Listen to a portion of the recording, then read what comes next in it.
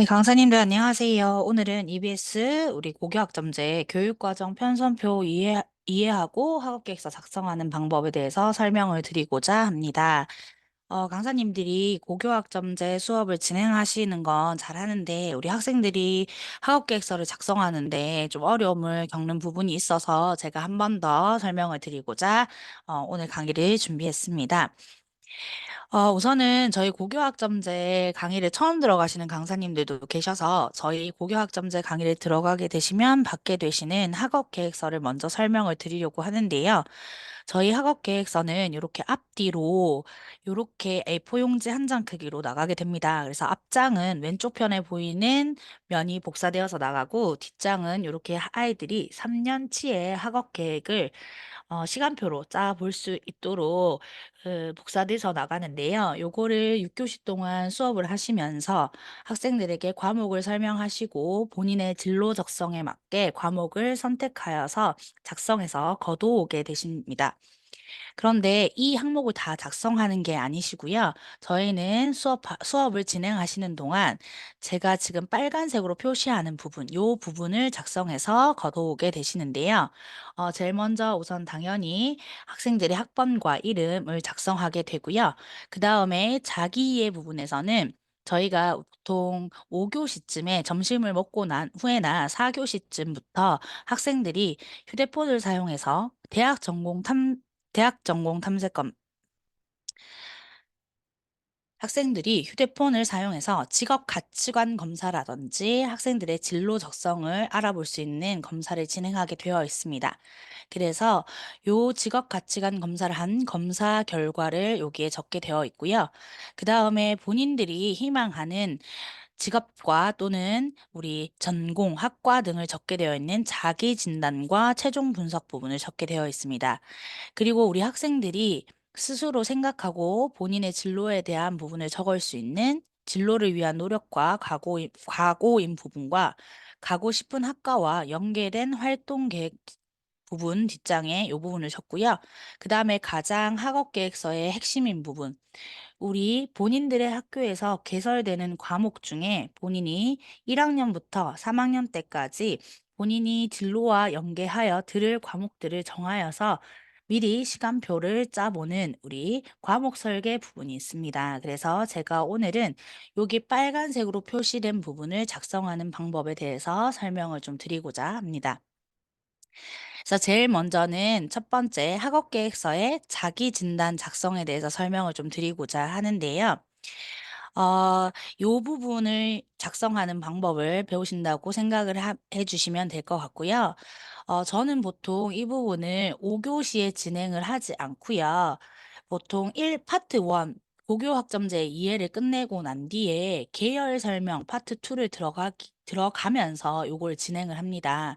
그래서 파트 2를 들어가면서 아이들에게 학업 계획서를 나눠주고 나서 먼저 이 학업 계획서가 오늘 마칠 때 요거를 우리가 완성해서 학교 선생님한테 제출을 하게 된다라고 이 작성법에 대해서 개괄적인 설명을 하고 난 뒤에 아이들에게 잃어버리지 말고 신경을 써서 작성할 것을 먼저 주의를 줍니다.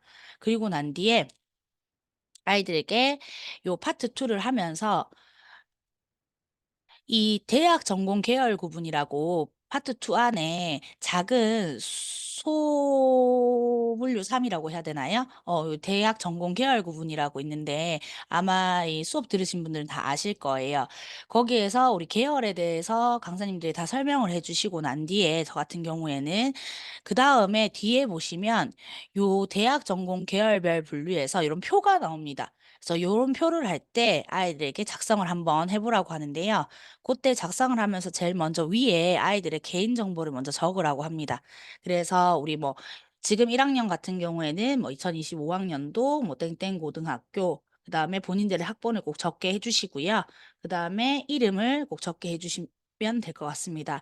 이 학생들이 꼭 학번과 이름을 적으라고 해도 안 적는 친구들이 많아서요. 나중에 수거해서 우리 담임 선생님들께 전달될 때 이름이랑 학번이 안 적혀 있으면 누락이 될 수 있기 때문에 꼭 한 번 더 확인을 해 주셔야 될 것 같고요. 그다음에 상담 일시는 뭐 강의를 진행하시는 날짜를 적게 해 주시면 되시고 굳이 시간과 상담 교사는 안 적어 주셔도 상관은 없습니다. 그래서 여기까지 적고 난 뒤에 학생들에게 우리는 자기 진단과 최종 분석을 한번 적어 보겠다. 근데 최종 분석 같은 경우에는 자기 진단과 보시면 양식이 똑같습니다. 그래서 학생들에게 자기 진단 우리 적는 김에 우리 최종 분석까지 같이 한번 적어 보자라고 하고 같이 적으시면 아마 일을 두 번 하는 일이 없으실 거다라는 말씀을 드리면서 이 보시면 저희 책에 우리 대학 전공 계열별 분류를 보시면 요렇게 표가 나와 있습니다.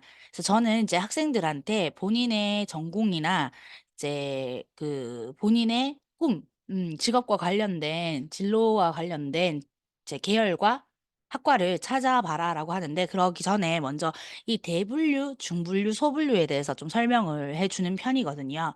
그래서 이제 학생들한테 우리 책에 큰 글씨로 적혀 있는 이 부분이 대분류다. 그리고 우리 책에 노란색 바탕에 적혀 있는 글씨가 중분류다.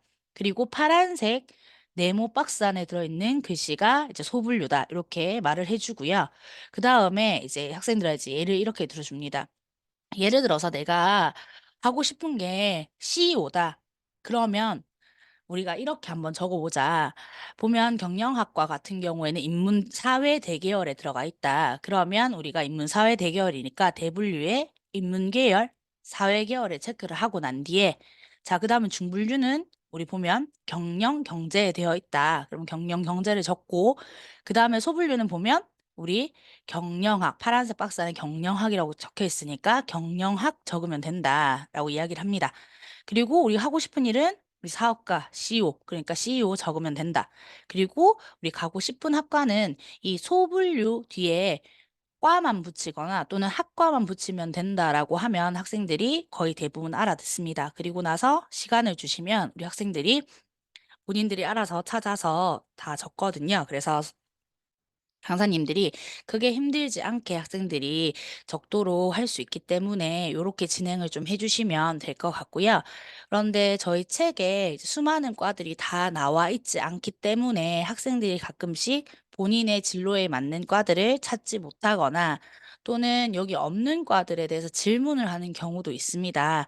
그랬을 경우에는 강사님들이 가서 조금 같이 도와주시거나 아니면 강사님 휴대폰이나 아니면 컴퓨터를 가지고 같이 정보를 좀 탐색해 주시면 학생들이 조금 더 도움을 받으실 수 있고요. 또는 뭐 강사님들마다 진행하는 순서가 조금 다를 수 있기 때문에 5교시에 또는 4교시에 휴대폰을 학생들한테 주고 난 뒤에 직접 찾아보라고 하는 강사님들도 제가 있는 걸로 알고 있습니다. 그래서 뭐 그렇게 진행은 하셔도 된다. 그래서 저 같은 경우에는 이렇게 진행하고 있다라는 거를 그냥 말씀드리고자 이렇게 한번 설명을 드려봤고요. 그래서 학생들이 이렇게 조사를 하고 난 뒤에 이렇게 적고 났으면 여기 자기 진단만 적고 넘어가는 게 아니라 아이들 보고 요거 다 적었으면 위에 대분류, 중분류, 소분류 세 줄이 밑에 최종 분석이랑 똑같다. 그래서 요거도 똑같이 한번 적어보자라고 해봐 주시면 요 칸이 다 채워질 수가 있습니다. 그래서 우리 마칠 때 되면 고교 학점제는 항상 시간이 좀 부족하다라는 이야기를 많이 하세요. 그래서 마지막에 이걸 다 채우려고 하지 마시고 미리미리 중간중간에 이렇게 조금 조금씩 채워주시면 마지막에 강사님들도 조금 마음 급하게 강의를 마무리하시는 일이 없을 것 같다라는 생각이 듭니다. 그래서 우리 자기진단과 최종 분석 부분은 이렇게 채워주시면 되시고요. 자, 그 다음에 두 번째, 우리 앞 페이지에 학업계획서 직업 가치관 작성 부분이 있습니다. 요것도 강사님들이 특별히 하실 건 없고요. 우리 학생들이 휴대폰을 사용해서 워크넷에 들어가서 심리 검사를 한 뒤에 검사 결과가 나오면 옮겨 적기만 하면 되는 건데요. 결과가 나오고 나면 시간이 되신다면 강사님들께서 검사 결과에 대해서 전반적으로 뭐 간단히 검사 결과를 설명해 주신다면 조금 더 좋을 것 같고요. 그래서 요 4번 요 부분입니다. 그래서 직업 가치관 요 부분인데요. 혹시나 몰라서 제가 인터넷으로 워크넷 들어가는 거 휴대폰으로 워크넷 들어가는 방법 잠깐 간단히 설명을 좀 드릴게요. 휴대폰으로 워크넷 검색해서 이제 학생들한테 들어가라고 하면 이렇게 들어가지잖아요.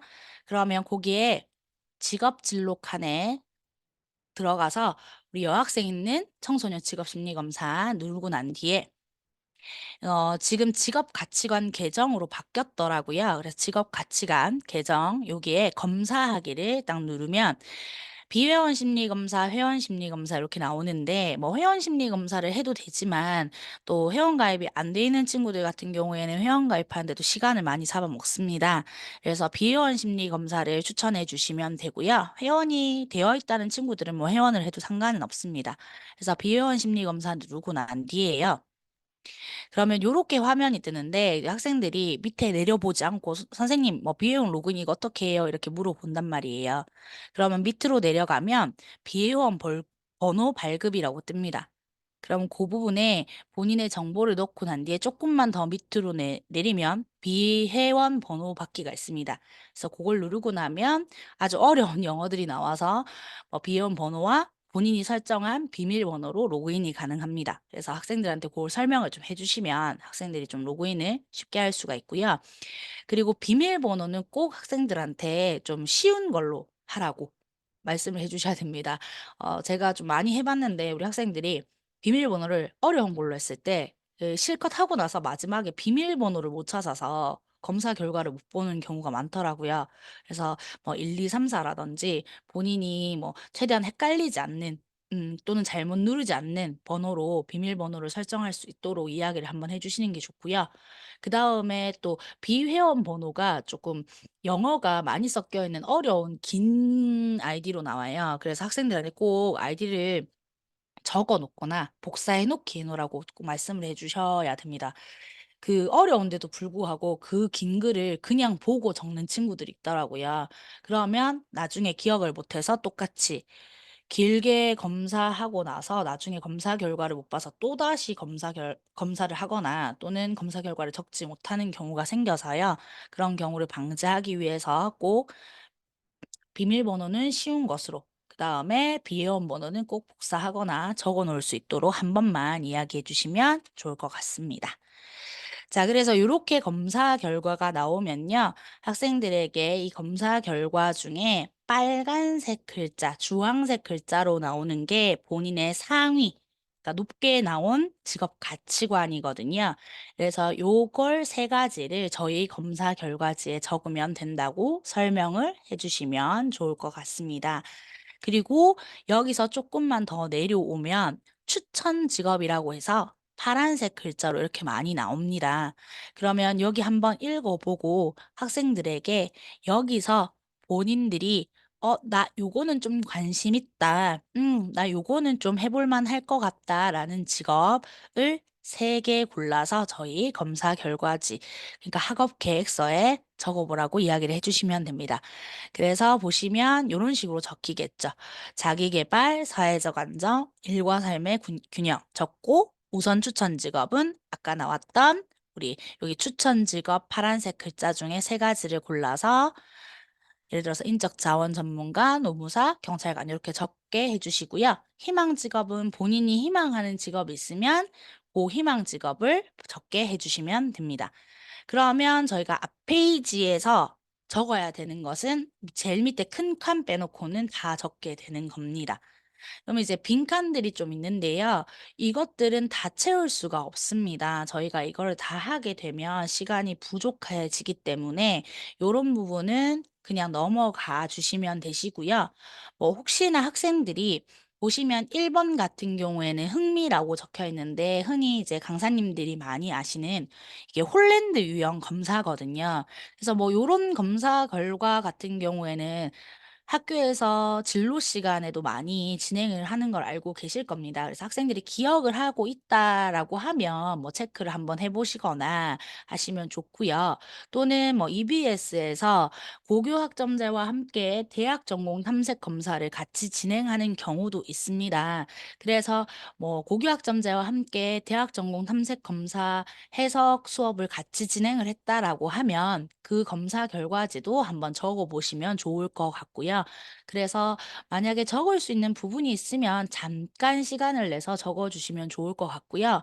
그런데 여기에 너무 자기 이해, 검사 결과를 적는 부분에 너무 치중을 하시면 고교 학점제의 본래의 의미가 있는 우리 과목 설계 부분을 놓칠 수가 있기 때문에 시간이 부족할 경우에는 우리 검사 결과에 너무 신경을 쓰지 마시고 학생들에게 과목을 설명해 주시고 이 고교 학점제를 이해시키시고 중요성을 아이들에게 이야기해 주시는데 좀 더 포커스를 맞춰 주시는 게 좋을 것 같다라고 이야기를 해 드리겠습니다. 자, 그리고 이제 가장 중요한 거 뒷장 부분에 대해서 설명을 드리기 전에 우선은 편성표를 보는 방법을 먼저 좀 말씀을 드려야 될 것 같습니다. 이 뒷장 과목 설계 부분을 하시려면 학교에서 발행하는 편성표를 이해를 먼저 하셔야 되는데요.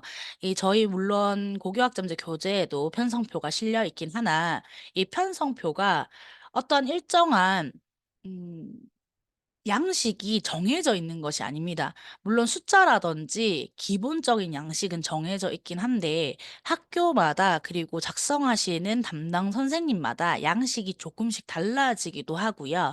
스타일이 다르기도 합니다. 그리고 개설되는 과목도 학교마다 다르기 때문에 이 강사님들이 고교학점제를 자주 들어가지 않으시거나 경험이 없으신 경우에는 이 고교학점제의 개념이나 의미에 대해서는 정확히 아시지만 이 실질적인 편성표를 보셨을 때는 좀 당황하시는 경우가 있고 학생들이 질문을 했을 경우에는 강사님들도 조금 당황하시는 경우가 있습니다. 그래서 편성표를 정확히 보는 게 고교학점제에서는 제일 중요하다라는 거를 기억을 해 주시면서요.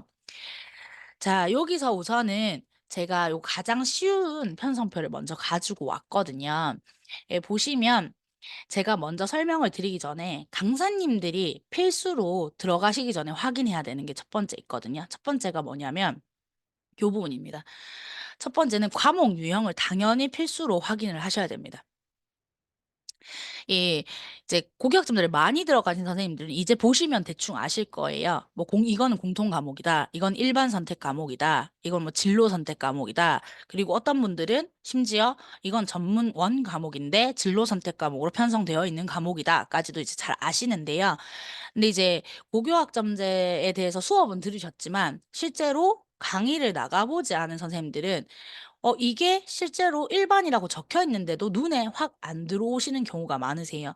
그래서 이 과목과 함께 과목 유형을 한 번에 보시는 연습을 계속 하셔야 된다.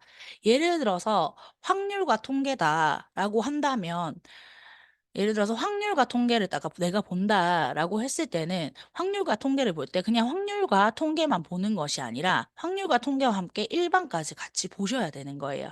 아, 일반 선택 과목 확률과 통계 이렇게 보는 연습을 좀 해주시는 게 중요합니다. 또 마찬가지로 예를 들어서 뭐 미술을 본다 그러면 아, 미술 과목이 아니라 미술 일반 선택. 그다음에 스포츠 생활, 아, 진로 선택, 체육 스포츠 생활 이렇게 보시는 것도 좋지만 체육 스포츠 생활 진로 선택 이렇게 보시는 게 중요하다라는 겁니다. 이게 왜 그러냐 하면 여기 밑에 보시면 미적분 수학 과제 탐구 이렇게 섞여 있는데요. 여기는 보면 일반 진로가 같이 섞여 있다고 돼 있습니다. 물론 저희가 책을 찾아보면 저희 이제 고교학점제 교재를 찾아보시면 뭐가 일반 선택이고 뭐가 진로 선택 과목인지 적혀 있습니다. 강사님 다 찾아보시면. 그런데 이제 찾아보시고 강사님들이 미리미리 다 표시를 해서 가시면 좋지만 만약에 그렇지 못한 경우에는 헷갈리실 수가 있고요. 또 표시를 해서 가신다고 하셔도 학생들이 갑자기 질문하거나 하셨을 때 헷갈릴 수도 있기 때문에 이거를 좀 미리 보시고 체크하고 가시는 게 중요하고요. 그래서 이렇게 섞여 있을 경우에는 이제 강사님들이 이거를 내가 먼저 확인하고 그다음에 체크하는 것들이 필요하기 때문에 미리미리 좀 보시는 게 중요하다라는 거 먼저 말씀을 좀 드리고요. 자, 그다음에 또 강사님들이 필수로 확인하셔야 되는 게 자, 두 번째가 운영 학점입니다. 운영 학점. 제가 말씀드리고 싶은 거는 기준 학점은 솔직히 안 보셨으면 좋겠어요. 그러니까 한 번만 보시면 좋겠어요. 그냥 훑어보는 걸로.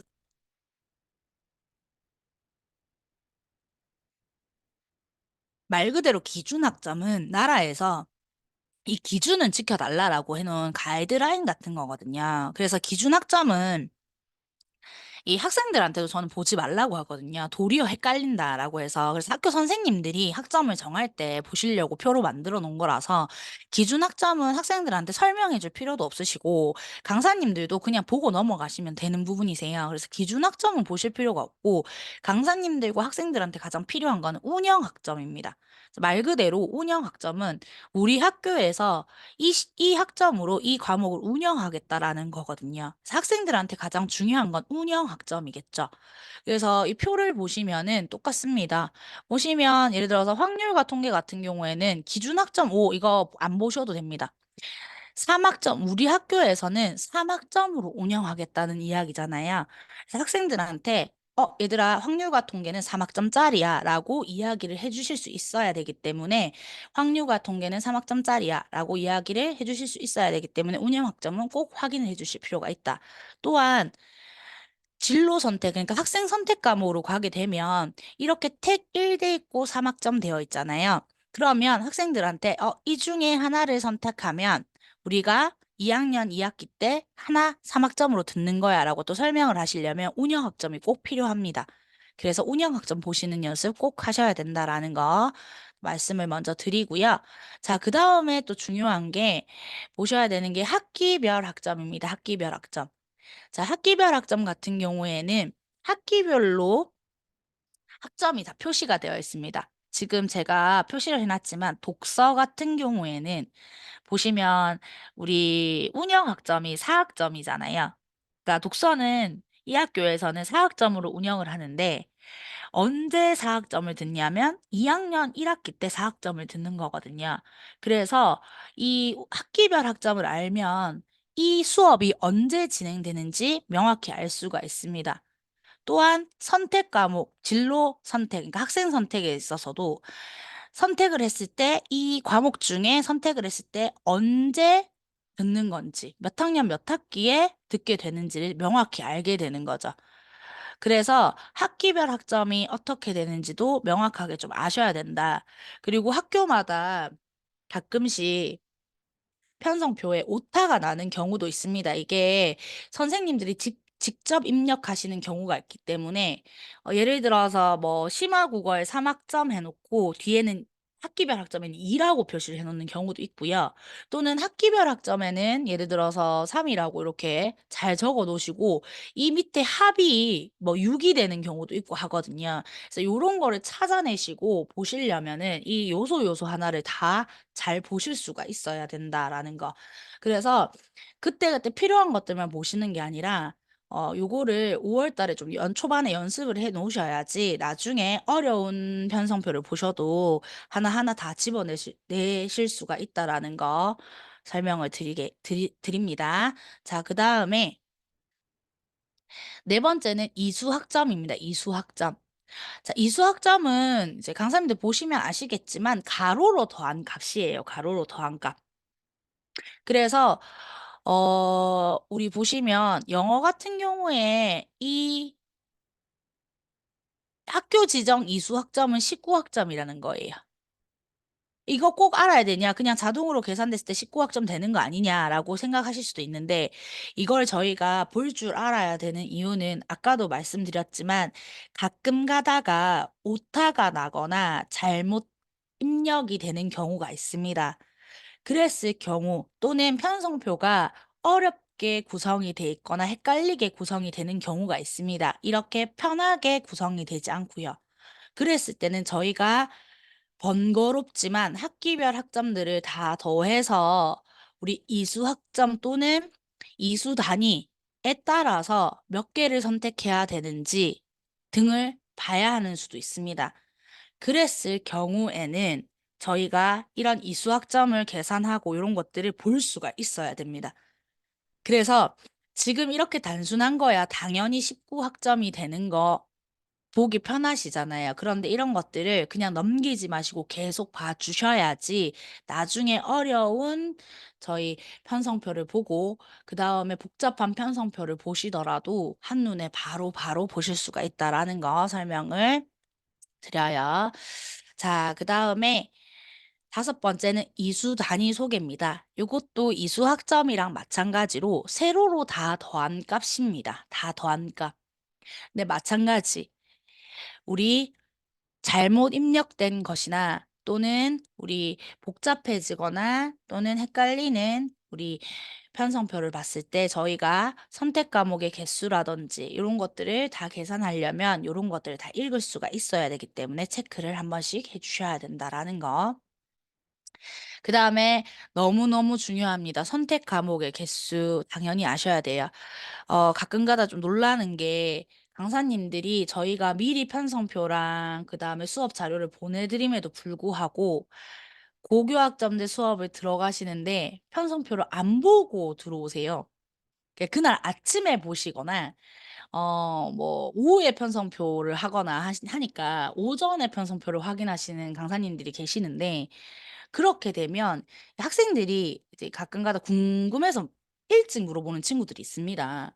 특히 6월 달에 지금 1차 수강 신청이 시작이 되기 때문에 학생들이 지금 되게 궁금한 것들이 많거든요. 실제로 학교에 현장에 나가 보면.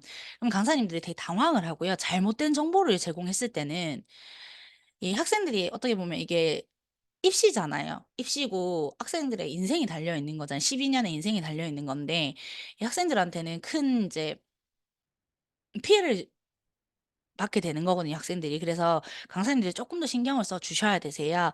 그래서 꼭 선택 과목의 개수는 확인을 해 주셔야 돼요. 몇 과목 중에 몇 개를 선택해서 몇 학년에 몇 학기에 드는지, 무슨 과목 중에 몇 개를 선택하는 건지, 또 가끔 가다가 정말 독특하게 수학에 수능 시험에 수학은 당연히 수 1, 2가 들어가잖아요. 그런데 수 2를 선택 과목으로 넣는 학교들이 있습니다. 뭐죠? 고교학점제 강의를 안 해보신 강사님들 그게 말이 되나라고 할 수도 있는데, 그렇게 하는 그 학교들도 있습니다. 그럼 강사님들이 그런 특징들을 파악하고 학생들한테 말씀을 해주셔야 됩니다. 그래서 지금 이 편성표도 보시면 확률과 통계가 원래는 선택 과목으로 많이 넣습니다. 근데 여기는 지금 필수 과목으로 들어가 있잖아요. 학교 지정 과목으로. 그리고 심화 수학 원 같은 경우에도 보시면 다른 학교에서는 이거 선택 과목으로도 잘 안 하거든요. 그런데 여기는 지금 심지어 학교 지정 과목 꼭 들어야 되는 과목으로 넣어놨잖아요. 그래서 이런 것들을 특성을 좀 파악하고 들어가실 필요가 있다. 그래서 어쨌든 이런 특성들과 선택 과목 개수는 무조건 확인을 해달라. 라고 부탁을 좀 드릴게요. 자, 그 다음에 7번. 교과 이수 학점 소개. 그래서 마지막으로 보시면 이 1년치에 이게 1년치가 아니라 죄송합니다. 3년치에 그러니까 고등학교 3년 동안에 이제 과목별로 이수 학점 소개를 내놨습니다. 이것도 마찬가지.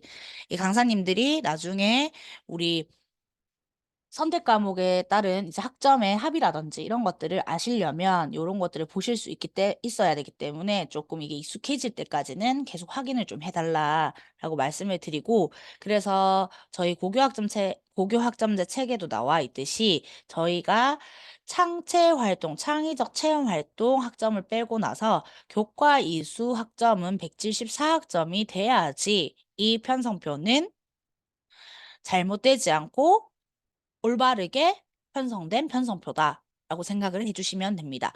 보통 엑셀 파일로 다들 작성을 하시기 때문에 이 숫자가 이 서식만 잘 걸려 있으면 선생님들이 실수 없이 넣기만 하시면 174가 나오는데 가끔가다 이게 틀려 있으면 이 편성표는 잘못된 거겠죠. 그래서 이런 것들도 한 번씩 확인을 해주셔야 되고요.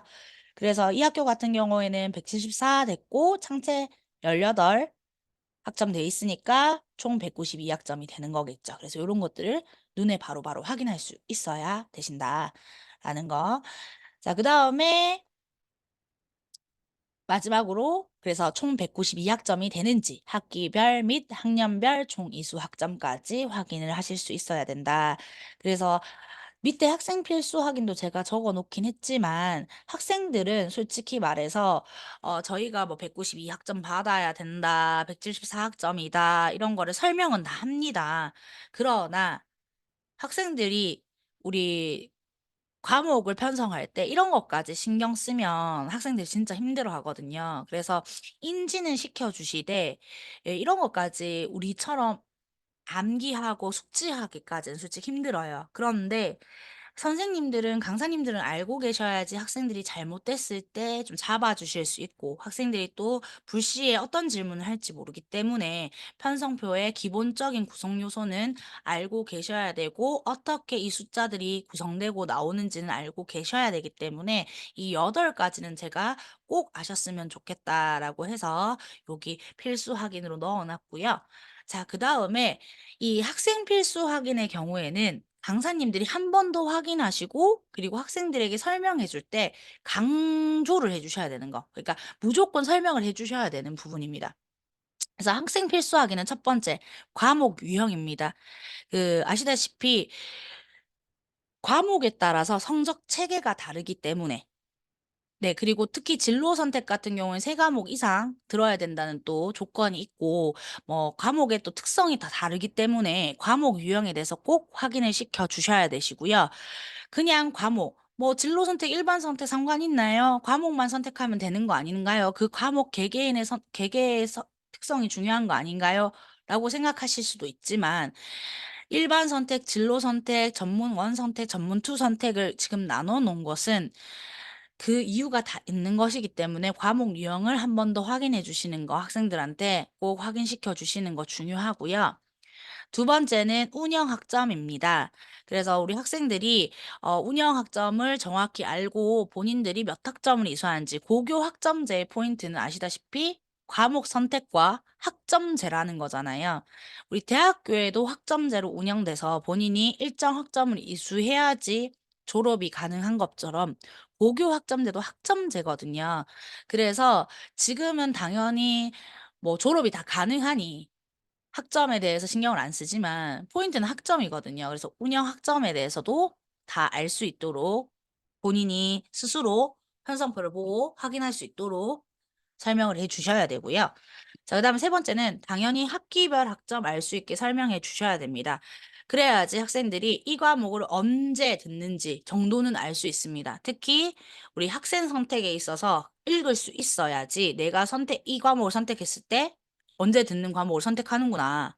를 알 수 있습니다. 그래서 학기별 학점 꼭 알 수 있게 해 주시고요. 마지막으로 너무너무 중요한 선택 과목 개수. 그래야지 학생들이 저희랑 학업 계획서를 작성할 수가 있고요. 그리고 추후에 1차 수강 신청을 할 때 학생들이 원활하게 과목 선택을 할 수가 있습니다. 그러니까 개수라도. 그러니까 본인들이 무슨 과목을 들을지 고민하는 건 어쩔 수 없습니다. 그런데 저희 수업을 들었는데도 담임 선생님이나 진로 선생님한테 가서 "선생님 저 무슨 과목 몇 개 들어야 될지 모르겠어요."라고 얘기한다면 저희는 반성을 해야 된다고 생각을 하거든요. 그래서 선택 과목의 개수 이런 것들은 이제 학생들이 충분히 숙지해서 스스로 할 수 있도록 강사님들 좀 도와주셨으면 좋겠습니다. 그래서 요 정도는 좀 숙지를 해 주시고요. 자, 그래서 제가 이제 교환을 준비해 가는 거를 좀 보여 드리려고 가지고 왔는데요. 저는 이제 학생들한테 편성표를 이렇게 PPT에 이렇게 이제 확대해 가지고 캡처해서 넣어 갑니다. 그래서 PPT에 이렇게 넣어 가서 제가 이렇게 블럭을 처리해 가지고요. 학생들이랑 같이 보면서 편성표 읽는 방법을 연습시키면서 하거든요. 그래서 어 강사님들도 강사님들만의 노하우가 있을 거라고 생각을 합니다. 그리고 처음 들어가는 강사님들은 어 이제 여러 강사님들의 노하우들을 좀 들어보시면서 제 거를 포함해서 강사님들만의 노하우를 찾으셔서 우리 학생들에게 가장 쉽고 편안한 방법으로 좀 전달을 해 주셨으면 좋겠어서 제가 요런 것들을 좀 보여 드렸습니다. 자, 그래서 지금부터는 제가 이제 본격적으로 편성표 보는 방법과 함께 우리 학업 계획서에서 뒤편 우리 과목 설계하는 방법을 좀 설명을 드리고자 하거든요.